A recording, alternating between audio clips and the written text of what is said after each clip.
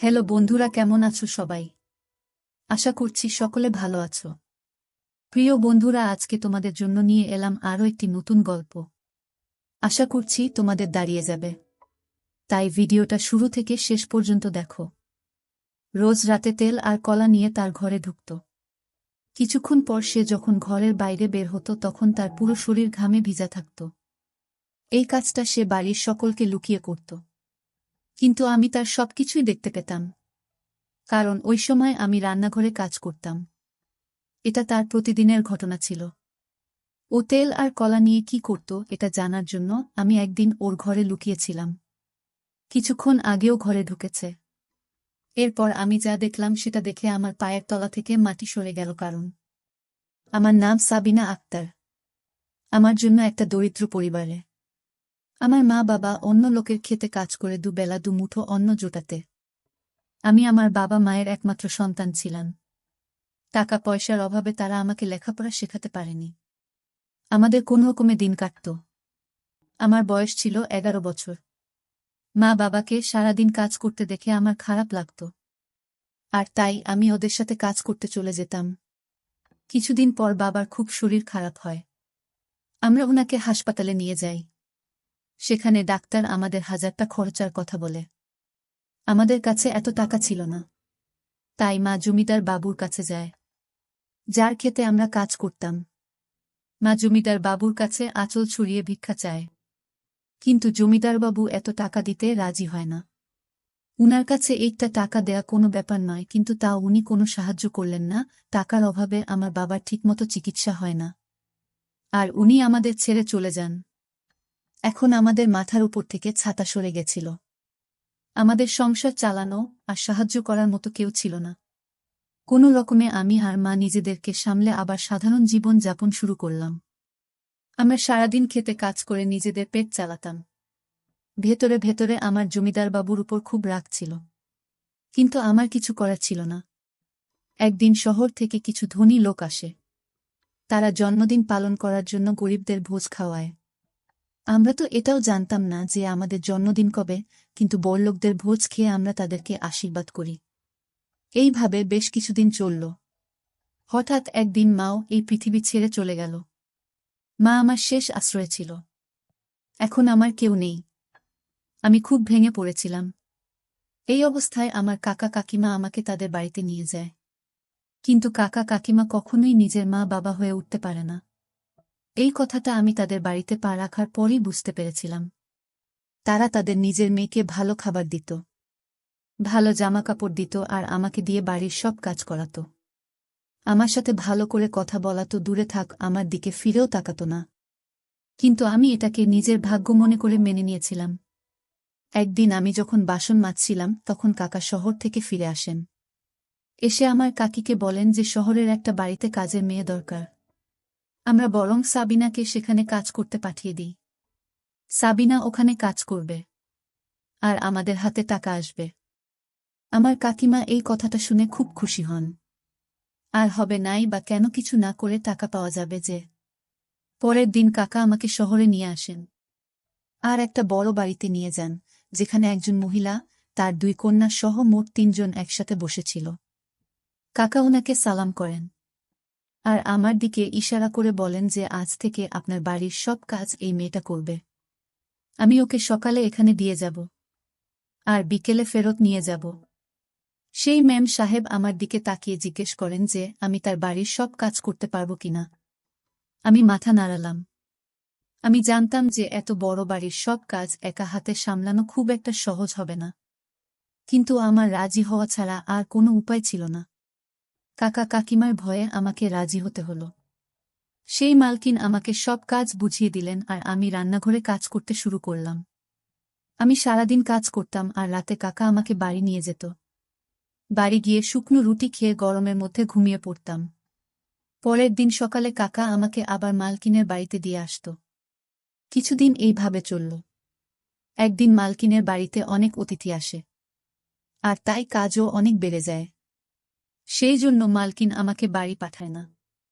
উনি আমার কাকাকে বলেন যে যতদিন আমার অতিথিরা এই বাড়িতে আছে ততদিন সাবিনাকে এখানে থাকতে দিন, কারণ রাতে সবাই দেরি করে খায়।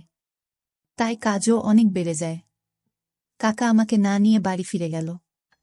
আমি অনেক রাত অবধি কাজ করতাম। আর মালকিন তার বাড়িতে থাকার জন্য আমাকে একটা ঘর দিয়েছিলেন। কাকা কাকিমার বাড়িতে থাকা থেকে আমার এখানে থাকতে বেশি ভালো লাগত। কারণ এখানে আমি ভালো খাবার পেতাম। আমার শোবার ঘরে পাখা ছিল। তাই আমাকে আর গরমের মধ্যে ঘুমাতে হতো না। কিন্তু আমি যখনই মালকিনকে তার মেয়েদের সাথে দেখতাম তখনই আমার নিজের মায়ের কথা মনে পড়ে যেত। এইভাবে কয়েকটা দিন কেটে গেল। মালকিনের অতিথিরা ফিরে গেল, কিন্তু মালকিন আমাকে বাড়ি পাঠালেন না। তিনি আমার কাকাকে পরিষ্কার করে বলে দিলেন যে সাবিনা এখন থেকে এখানেই থাকবে। মালকিন আর তার ছোট মেয়ের সাথে আমার ভালো সম্পর্ক গড়ে উঠেছিল। উৎসবের দিন মালকিন আমাকে নতুন জামাকাপড় দিতেন। ওনার ছোট মেয়েটি খুব ভালো ছিল। আমার সাথে খোলা মনে মিশত। কিন্তু ওনার বড় মেয়েটি একটু রাগী ছিল। সে আমার সাথে বাড়ির কাজের লোকের মতো ব্যবহার করত। আর আমার সাথে ঠিক করে কথা বলতো না। একবার মালকিন আর তার মেয়েদের একটা বিয়ের ফাংশনের জন্য 3 দিন বাড়ির বাইরে থাকতে হয়। যাবার আগে মালকিন আমাকে তার বাড়ির দায়িত্ব দিয়ে যান। বলে যান যে তার বাড়ির খুব ভালো করে দেখাশোনা করতে। আমি অনেক দিন ধরে ওদের দেখাশোনা করছিলাম। তাই ওরা আমাকে বিশ্বাস করত। আমি বললাম যে এত বড় বাড়িতে আমার একা থাকতে ভয় লাগবে। তাই মালকিন আমার কাকাকে ডেকে পাঠান আর বলেন এই 3 দিন আমার সাথে এই বাড়িতে থাকতে। কাকার সঙ্গে সঙ্গে রাজি হয়ে যায়। আর মালকিনরা বেরিয়ে পড়ে। আমি কাকা আর আমার খাবার বানালাম আর খেয়ে শুয়ে পড়লাম। রাত 12টার সময় কাকা ঘুম থেকে উঠে ঘরের দরজা খুলে বাইরে বেরিয়ে গেল। দরজা খোলার আওয়াজে আমার ঘুম ভেঙে যায়। ভাবলাম কাকা হয়তো জল খেতে রান্নাঘরে গেছে।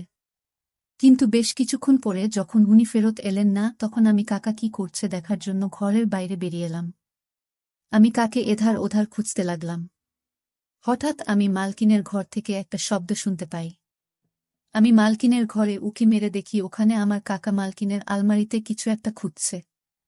আমি জিজ্ঞেস করলাম কি খুঁজছেন কাকা? কাকে একটু ঘাবড়ে গিয়ে বলে কিছু না, এমনি আমার এটা দেখছিলাম। কত সুন্দর আলমারি। আমি বুঝতে পারলাম কাকা চুরির মতলব করছে।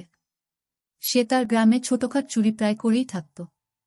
আর এত বড় বাড়িতে নিজেকে একা পেয়ে সে কি করে লোভ সামলায়। কিন্তু আমি চাই না কাকা এরকম কিছু করুক। কারণ আমি মালকিনের বিশ্বাস ভাঙতে চাই না। তারপর থেকে আমি কাকার উপর সারাক্ষণ নজর রাখতাম। আমি কখনো তাকে একা ছাড়তাম না। রাতে ভালো করে ঘুম হতো না। এইভাবেই 3 দিন কেটে গেল। আর মালকিন আর তার মেয়েরা বাড়ি ফিরে এলো। ওরা ফিরে আসার পর কাকা বাড়ি ফিরে গেল। মালকিন আমার জন্য কিছু জামাকাপড় নিয়ে এসেছিল, যেগুলো পেয়ে আমি খুব খুশি হলাম। একদিন রাতে যখন আমি রান্নাঘরে কাজ করছিলাম, তখন আমি মালকিনের ছোট মেয়েকে তার ঘরে তেল আর কলা নিয়ে যেতে দেখি। সে চুলের মতো লুকিয়ে লুকিয়ে তার ঘরের দিকে গেল যাতে কেউ তাকে দেখে না ফেলে।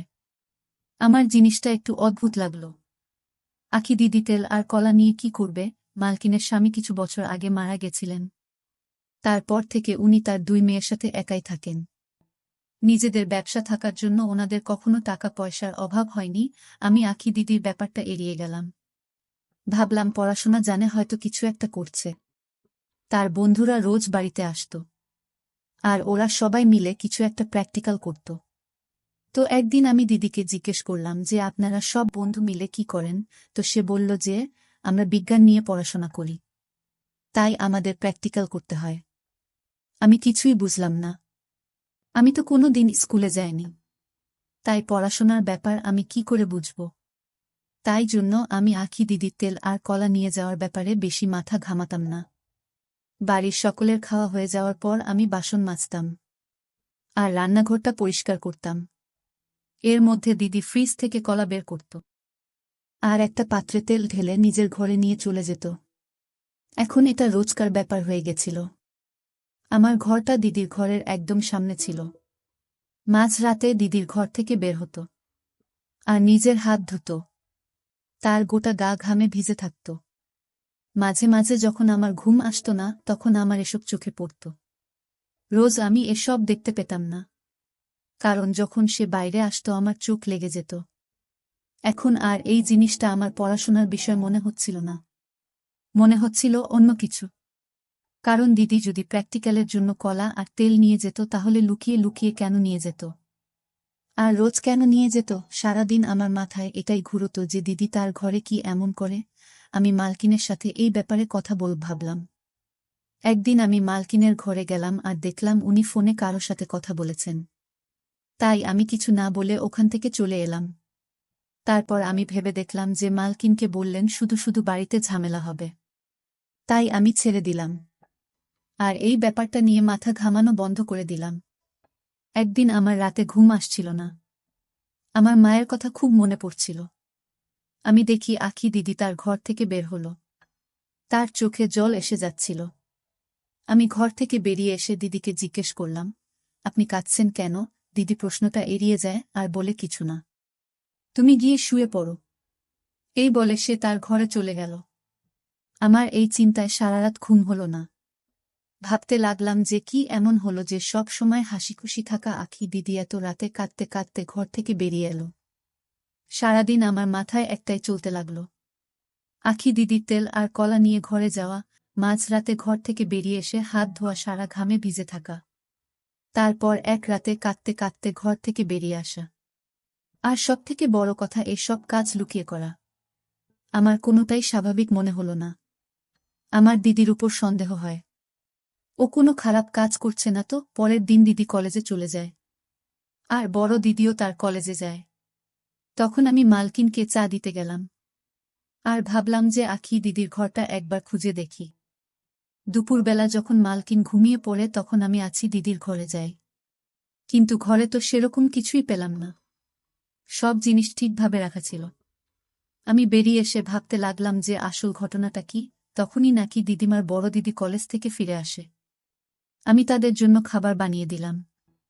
কিন্তু আখি দিদি খেতে চাইল না। সকালেও সে ঠিক করে জল খাবার খায়নি। আমি অনেকবার করে বললাম যে দিদি খাবারটা খেয়ে নাও। কিন্তু সে রেগে যায় আর আমি চুপ করে যাই। কিছুক্ষণ পর আমি ভাবলাম যে দিদিকে একবার জিজ্ঞেস করি তার কি হয়েছে। কিন্তু তারপর মনে হলো যদি সে রেগে যায়, আমার আখি দিদির জন্য চিন্তা হয়। আমি যবে থেকে এই বাড়িতে এসেছি দিদি একবারও আমাকে বুঝতে দেননি যে আমি বাড়ির কাজের মেয়ে। সে আমায় কাকা কাকিমার থেকে অনেক বেশি যত্ন করেছে। কিছুক্ষণ পর আমার মাথায় একটা বুদ্ধি আসে। আমি যদি আজ রাতে আখি দিদির ঘরে লুকিয়ে থাকি তাহলে আমি সবটা জানতে পারব। আমি রাতে সবাইকে খেতে দিলাম। কিন্তু নিজে কিছু না খেয়ে দিদির ঘরে গিয়ে একটা কোণায় লুকিয়ে পড়লাম। আমি এমন সময়ে তার ঘরে ঢুকলাম যখন সে রান্নাঘরে তেল আর কলা নিতে গিয়েছিল। আমি লুকিয়ে লুকিয়ে দেখলাম যে দিদি তার ঘরে এলো আর ঘরের পেছনের দরজাটা খুলে দিল। আমার মনে পড়ল সেই দিন যখন আমি দিদির ঘরে এসেছিলাম, তখন এই দরজাটা আমার চোখে পড়েনি। হয়তো দরজাটার সামনে পর্দা লাগানো ছিল, তাই আমার চোখে পড়েনি। তারপর আমি দেখলাম যে দিদি ওই দরজা দিয়ে একটা মানুষকে ভিতরে ঢোকালো। আর তারপর যেটা হলো সেটা দেখে তো আমার পায়ের তলা থেকে মাটি সরে গেল। তখন হঠাৎ আমার হাতে চিন্তার, যেটা আমার মা মেলা থেকে আমায় কিনে দিয়েছিল, সেটা খুলে মাটিতে পড়ে যায়। সেই আওয়াজটা শুনে দিদি মনে হলো যে তার ঘরে আরও কেউ আছে। সে উঠে তার ঘরটা খুঁজে দেখতে লাগল। আর তখনই একটা কোণায় সে আমাকে দেখতে পেল। দিদি আমাকে দেখে ঘাবড়ে গেল আর রেগে গিয়ে বলল, তুমি এখানে কি করছো? এইভাবে লুকিয়ে আছে কেন? দিদির রাগ দেখেই আমি একটু ভয় পেলাম। বললাম, আমাকে ক্ষমা করবেন দিদি। আমি কোনো খারাপ উদ্দেশ্য নিয়ে এই ঘরে আসিনি। আমার আপনার জন্য চিন্তা হচ্ছিল, কারণ আজকাল আপনি ঠিক করে খাবার খান না। আর সেই দিন আপনি কাঁদতে কাঁদতে ঘর থেকে বেরিয়েছিলেন। তারপর আখি দিদি আমাকে সবটা খুলে বলল। সে কোনো ভুল কাজ করছে না, বরং একটা মানুষের উপকার করছে। দিদি ওই লোকটার দিকে ইশারা করে বলে, তিনি আমার দাদু হন। আমার বাবা মারা যাওয়ার পর আমার মা ওনাকে বাড়ি থেকে বের করে দিয়েছিল। তারপর থেকে উনি একটা মসজিদে থাকেন। কিন্তু আমি এটা সহ্য করতে পারতাম না। আমি এই ব্যাপারে মায়ের সাথে কথা বলার চেষ্টা করেছিলাম, কিন্তু মা আমাকে খুব বকা দিয়েছিল। তাই আমি একটা প্ল্যান বানাই। আমি রাতে দাদুকে আমার ঘরে নিয়ে আসি, আর সকাল হলে ওনাকে পিছনের দরজা দিয়ে বের করে দিই। আমি দিদিকে জিজ্ঞেস করলাম যে সে তেল আর কলা দিয়ে কি করে। দিদি বলে যে দাদুর লিভারের সমস্যা আছে, তাই সে বেশি খাবার খেতে পারেন না, তাই উনি একবেলা খাবার খান। সকালে কলেজে যাওয়ার সময় আমি ওনাকে খাবার দিয়ে যাই। রাতের বেলা উনি কিছু খান না, তাই আমি ওনাকে ফল খাওয়াতে শুরু করি। আর কলার সব থেকে প্রিয় ফল, তাই আমি রোজ রাতে উনার জন্য কলা নিয়ে আসি। আমি এসব লুকিয়ে করি যাতে মা আর দিদি কিছু জানতে না পারে। আর দাদুর হাঁটুতে খুব ব্যথা, তাই আমি রোজ তেল নিয়ে আসি ওনার হাঁটুতে মালিশ করার জন্য। অনেকক্ষণ ধরে মালিশ করার পর আমার গা ঘামে ভিজে যায়, আর আমি বাইরে হাত ধুতে যাই। সেদিন আমার দাদুর শরীরটা ভালো ছিল না, তাই আমার চোখে জল চলে এসেছিল। দিদির কথা শুনে আমার মনের সব আশঙ্কা দূর হয়ে যায়। আমি চুপচাপ নিজের ঘরে ফিরে আসি। ঘরে এসে আমি ভাবতে লাগলাম আমার মালকিন এতটা নিষ্ঠুর কি করে হতে পারে, যে তার অসুস্থ শ্বশুরমশাইকে বাড়ি থেকে বের করে দেন। তার সাথে সাথে আমার আখি দিদির উপর গর্ব হয়। আজকালকার দিনে বড় মনের মানুষ খুব একটা দেখা যায় না, আর আখি দিদির মনটা খুব বড় ছিল। এই সমাজটা বড় নিষ্ঠুর হয়ে গেছে, তারা বয়স্ক মানুষদের বাড়ি থেকে বের করে দিচ্ছে। আমি ভালো করে বুঝতে পারলাম যে মানুষ অন্যের কষ্ট বোঝে না, যখন সেই কষ্ট সে নিজে অনুভব করে তখনই তার মর্ম বোঝে। আর বন্ধুরা, এই কাহিনী থেকে আমরা যে শিক্ষা অর্জন করতে পারলাম তা হচ্ছে আমরা চোখের সব সময় যা দেখি তা নিয়ে সন্দেহ করা ঠিক নয়।